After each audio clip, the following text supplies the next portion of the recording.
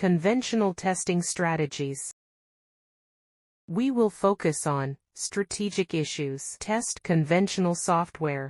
To perform effective testing, a software team should conduct effective formal technical reviews. Testing begins at the component level and work outward toward the integration of the entire computer-based system. Different testing techniques are appropriate at different points in time. Testing is conducted by the developer of the software and, for large projects, by an independent test group. Testing and debugging are different activities, but debugging must be accommodated in any testing strategy. Software testing is part of a broader group of activities called verification and validation that are involved in software quality assurance. Verification are the algorithms coded correctly. The set of activities that ensure that software correctly implements a specific function or algorithm. Does it meet user requirements? The set of activities that ensure that the software that has been built is traceable to customer requirements. Verification, are we building the product right? Validation, are we building the right product? Testing should aim at breaking the software. Common misconceptions: the developer of software should do no testing at all, that the software should be tossed over the wall to strangers who will test it mercilessly. That testers get involved with the project only when the testing steps are about to begin. Software architecture is complete. Does an independent test group become involved? The role of an independent test group, ITG, is to remove the inherent problems associated with letting the builder test the thing that has been built. Independent testing removes the conflict of interest that may otherwise be present.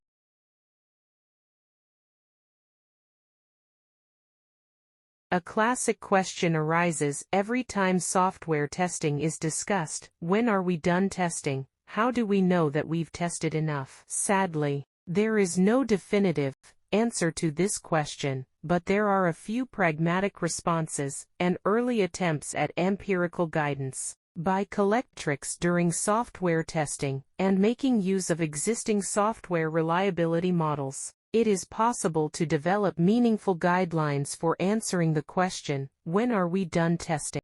Strategic issues. First, specify product requirements in a quantifiable manner long before testing commences. State testing objectives explicitly. Second, understand the users of the software and develop a profile for each user category. Third, develop a testing plan that emphasizes rapid cycle testing. Strategic issues. First, specify product requirements in a quantifiable manner long before testing commences. State testing objectives explicitly. Second, understand the users of the software and develop a profile for each user category. Third, develop a testing plan that emphasizes rapid cycle testing.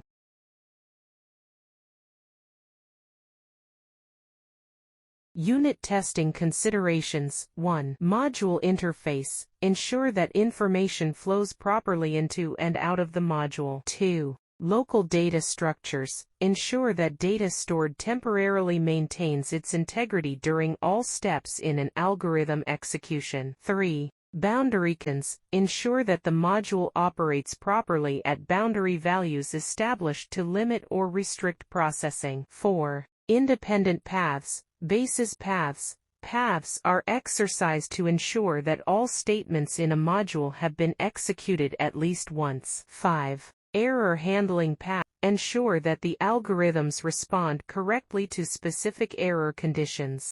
Unit test procedures. 1. Driver.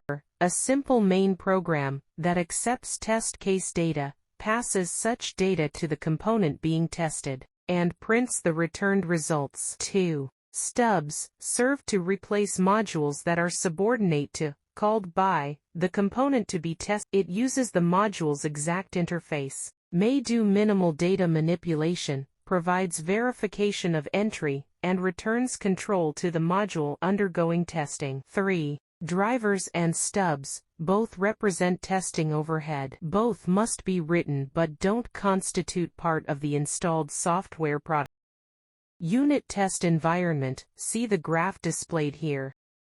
The second type of conventional software testing is integration testing. Integration testing, defined as a systematic technique for constructing the software architecture at the same time integration is occurring, conduct tests to uncover errors associated with interfaces. Objective is to take unit-tested modules and build a program structure based on the prescribed design. Two approaches: non-incremental integration testing, incremental integration testing. The first type of integration testing is non-incremental integration testing, which is 1. Uses Big Bang approach. 2. All components are combined in advance. 3. The entire program is tested as a whole. Chaos results. 4. Many seemingly unrelated errors are encountered. 5. Correction is difficult because isolation of causes is complicated. 6. Once a set of errors are corrected, more errors occur, and testing appears to enter an endless loop. The second type of integration testing is incremental integration testing, which is the program is constructed and tested in small increments. Errors are easier to isolate and correct. Interfaces are more likely to be tested completely. A systematic test approach is applied. Different incremental integration strategies: top-down integration, bottom-up integration, regression testing, smoke testing. To explain top-down integration, modules are integrated by moving downward through the control hierarchy, beginning with the main module. Subordinate modules are incorporated in 2 ways. 1. Depth first. All modules on a major control path are integrated to. Breadth first. All modules directly subordinate at each level are integrated. Advantages: this approach verifies major control or decision points early in the test process. Disadvantages: 1. Stubs need to be created to substitute for modules that have not been built or tested yet. This code is discarded. 2. Because stubs are used to replace lower-level modules, no significant data flow can occur until much later in the integration testing process. To explain more top-down integration, for example, selecting the left-hand path, components M1, M2, M5 would be integrated first. Next, M8 or, if necessary for proper functioning of M2, M6 would be integrated. Then, the central, right-hand control paths are built.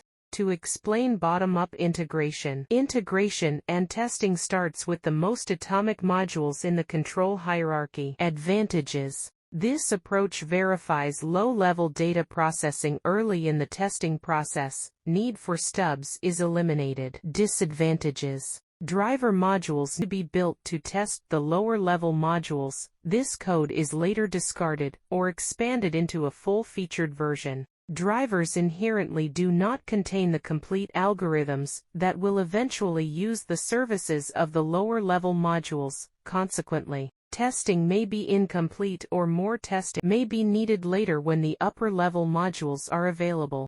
To explain more bottom-up integration, see the graph displayed here. Integration follows the pattern illustrated in figure. Components are combined to form clusters 1, 2, and 3. Each of the clusters is tested using a driver, shown as a dashed block. Components in clusters 1 and 2 subordinate to MA. Drivers D1 and D2 are removed and the clusters are interfaced directly to MA. Similarly, driver D3 for cluster 3 is removed prior to integration with module MB. Both MA and MB will ultimately be integrated with CompMIC, and so forth. 2. Regression testing. Each new addition or modification of data may cause problems with functions that previously worked flawlessly. Regression testing executes a small subset of tests that have already been conducted, ensures that changes have not propagated unintended side effects, help ensure that changes do not introduce unintended behavior or additional errors, may be done manually or through the use of automated capture playback tools. Regression test suite contains 3 different classes of test cases. a representative sample of tests that will exercise all software functions. Additional tests that focus on software functions that are likely to be affected by the change. Tests that focus on the actual software components that have been changed. Smoke testing, designed as a pacing mechanism for time-critical projects, allows the software team to assess its project on a frequent basis. Includes the following activities. 1. The software components that have been translated into code and linked into a build. 2. A series of breadth tests is designed to expose errors that will keep the build from properly performing its function. The goal is to uncover showstopper errors that have the highest likelihood of throwing the software project behind schedule. 3. The build is integrated with other builds and the entire product is smoke tested daily.